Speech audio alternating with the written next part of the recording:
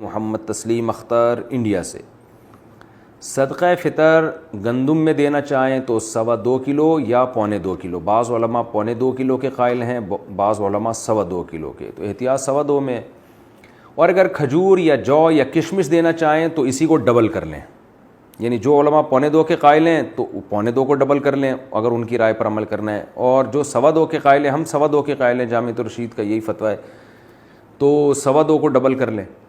تو اگر گندم سے دینا چاہیں تو 2.25 ہماری رائے کے تحقیق کے مطابق، اور دوسرے دیگر علماء کی تحقیق کے مطابق 1.25، اور اگر کھجور کشمش یا جو سے دینا چاہیں تو اس کو ڈبل کر لیں، تو یہ ایک صدقہ کہلائے گا، یعنی یہ صدقہ فطر ایک صدقہ اس سے ادا ہو جائے گا۔ آپ کے نابالغ بچے زیادہ ہیں تو ہر ایک کی طرف سے دینا پڑے گا اور اپنی طرف سے بھی۔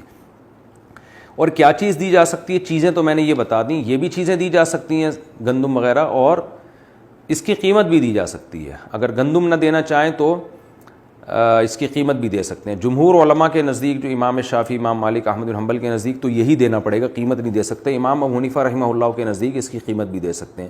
تو بر صغیر میں چونکہ فقہ حنفی پر عمل ہوتا ہے عام طور پر، تو اس لیے آپ اس کی قیمت بھی دے سکتے ہیں۔